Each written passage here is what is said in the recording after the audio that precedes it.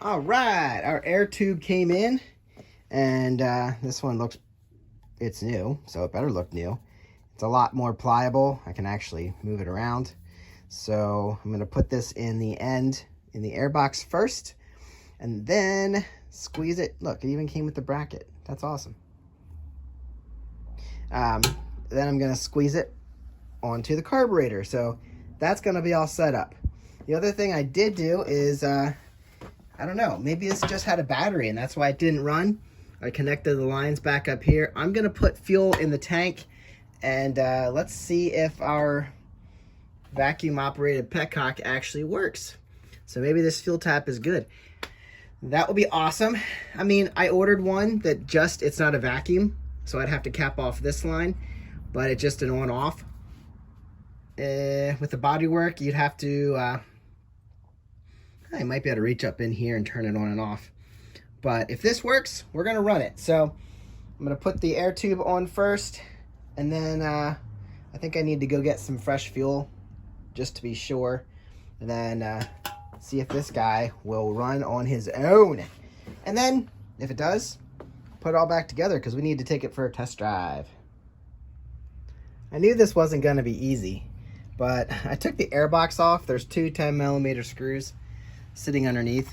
Just loosen those up from these 2 points, and the air box comes right off because the lid's down here hanging. But trying to get this in there is so hard. You got to kind of completely collapse it. I'm gonna have to completely collapse it in 2 directions just to make it small enough to fit through that hole. But you can see, I think somebody did try to epoxy this once when the old one tore.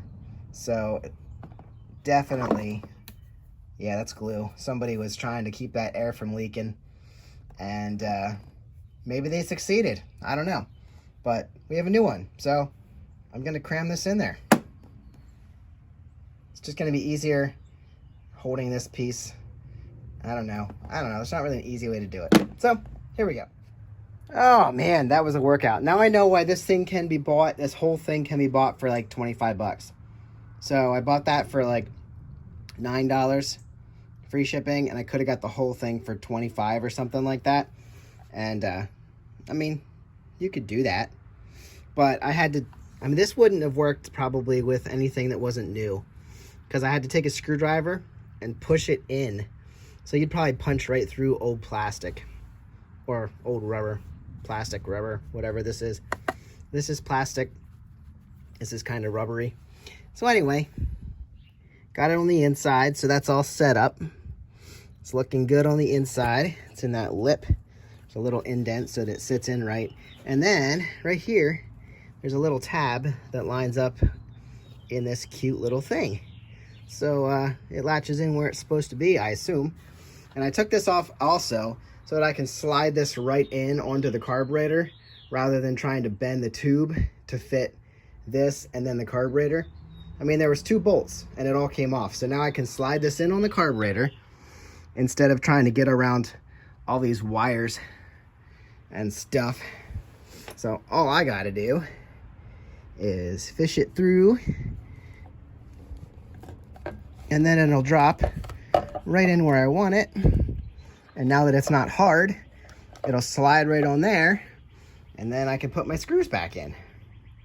Here's one of the screws. The other one's sitting in there, but easy enough. Do it the easy way. Let's not make this hard for us.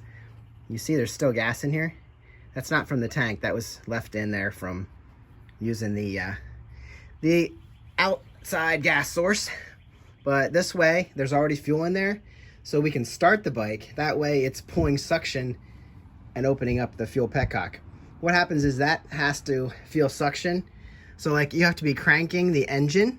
The piston has to be going up and down, and the intake valve has to be opening up so that you're getting that piston pull so that it creates suction for the, this is the air line to the fuel petcock. So that suction needs to be there to open up that fuel petcock. And they do that in case you wreck. The gas line will essentially be shut off if you're laying over or something, so you don't have fuel just pouring through and overfilling your engine and coming out in places that it shouldn't, because then you could have a spark and catch fire. So it's kind of a safety mechanism. It's kind of a pain in the butt, but it works when it works. So I'm going to set this all back up.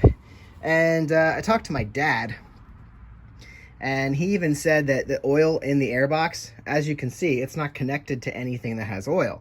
So what he thought, and I kind of gathered too, somebody oiled the air filter to catch more dirt. So they probably oiled the air filter. That's what the oil was sitting in here. So we don't really have to be worried about that. And I think I'll put all this together. All right, got her back in place. Our new tubes installed. Tighten that down right here. This clamp needed tightened down too, so that's tight. Now our carburetor's not going anywhere. Tighten down. Nope, I didn't tighten that down. I got to tighten down this nut and this nut. Make sure that's secure. Everything's pretty much in place. I did put the air filter back in. You can see it there. Now this just pops on. And I got all my screws saved down here on the random spot on this blanket. Pretty much everything on this bike can be accessed with a Phillips screwdriver. Even a tiny, weird, generic screwdriver. So that's been working pretty good. And a 10mm wrench. So I think we're pretty much ready. I want to slide this up into place correctly. Doesn't need to be sitting down here. It's not doing anything. Now, I'll get to that in a second. So, I'm going to put the airbox cover back on. And, like I said, add some gas. See if we can flow. All right, we got a gallon of fuel in the gas tank. And I started cranking it with the, I didn't realize it, but I started cranking it with the engine stop button in the stop position.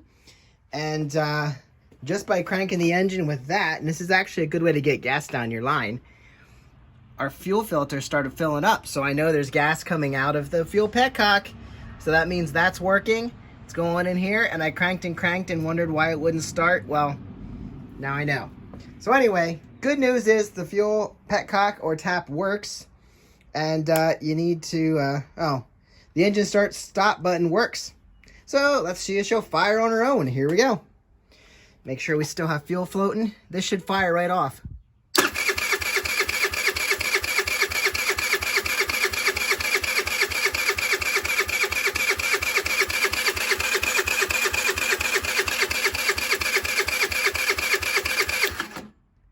Well, it's not firing for some odd reason. Well, fuel petcock works. We know there's gas in the system, but it's not firing now. Oh, what could be wrong? It worked the other day. The only thing I can think of is maybe the valve does need adjusted, but it was running fine. Why wouldn't it start today, but it started a couple days ago? Well, let's give it a couple more shots, see what happens. Maybe it's not on choke, and I need to open up the choke.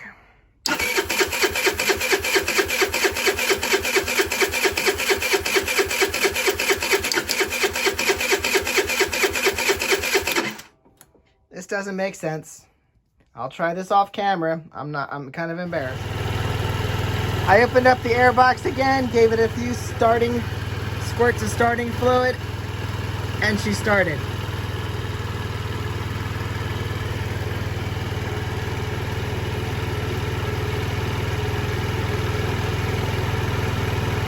And she's continuing to run, so we know fuel delivery is not the issue. See, that's all full. Our fuel is flowing. So why doesn't she want to start without starting fluid?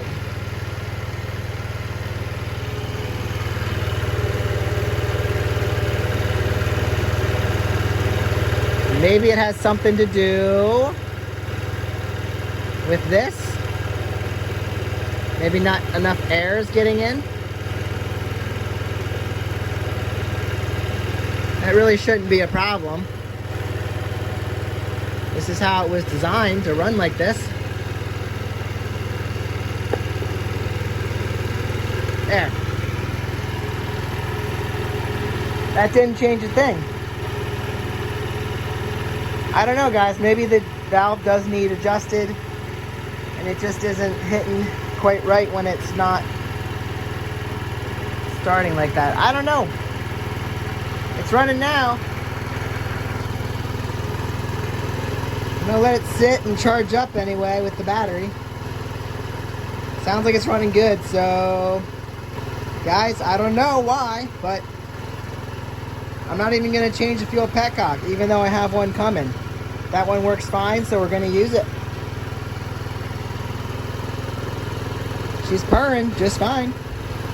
Non-ethanol fuel, by the way. I'm gonna put the tailpiece back on because that's the rear light and everything. I'm gonna put the seat on so I can take it for a test spin. And if it'll, well, I'd have to take the seat back off to do a valve adjustment. I don't know, maybe I'll put it on. We'll see. I'll put the tail on because I'm pretty much done back there.